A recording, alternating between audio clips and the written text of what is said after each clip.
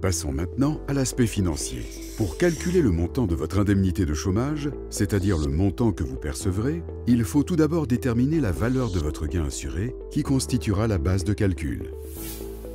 Votre gain assuré correspond à la moyenne du salaire brut réalisé au cours des 6 voire 12 derniers mois du rapport de travail. La moyenne qui vous est la plus favorable est utilisée comme base de calcul. La moyenne de ce gain assuré ne peut pas être inférieure à 500 francs ou supérieure à 12 350 francs par mois.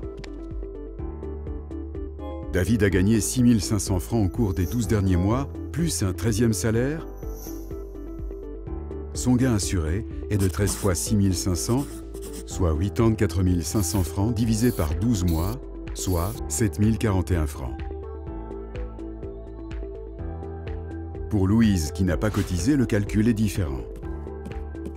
Lorsqu'on est libéré des conditions relatives à la période de cotisation, le gain assuré est forfaitaire et se situe entre 434 francs et 3 320 francs en fonction de l'âge ou du niveau de formation. Louise, qui est diplômée en études universitaires et qui a 26 ans, a un gain assuré forfaitaire de 3 320 francs. Cette base étant établie, nous allons pouvoir calculer le montant de votre indemnité.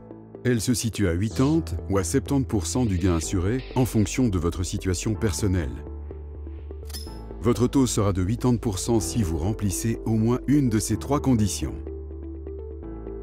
Vous avez un enfant à charge, vous touchez une rente pour un degré d'invalidité de 40% au minimum, ou votre gain assuré est inférieur à 3 797 francs. Votre taux sera de 70% si vous ne remplissez aucune de ces 3 conditions. David a un enfant à charge.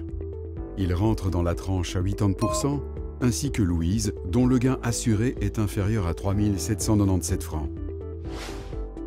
L'assurance chômage indemnise des jours ouvrables, du lundi au vendredi, soit en moyenne 21,7 jours par mois. Pour obtenir le montant journalier, il faut donc diviser l'indemnité mensuelle par 21,7. L'indemnité journalière brute sera pour Louise de 3 320 fois 80%, soit 2 656 divisé par 21,7, au total 122 francs 40, et pour David, 7 041 fois 80%, soit 5 632 divisé par 21,7, égale 259 francs 60.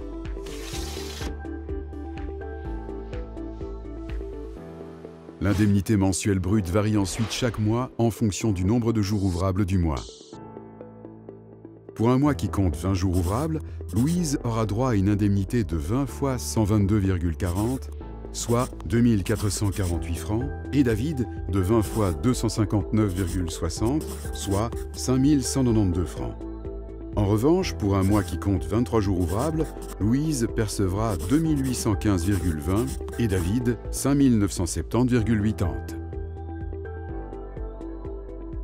Enfin, de l'indemnité journalière brute seront déduites les cotisations AVS, AI, APG, l'assurance accident obligatoire, la LPP pour la part risque invalidité et d'autres cotisations selon la participation de votre canton de domicile. Si vous avez un doute par rapport à votre situation personnelle, n'hésitez pas à en parler à l'un de nos gestionnaires qui vous répondra précisément.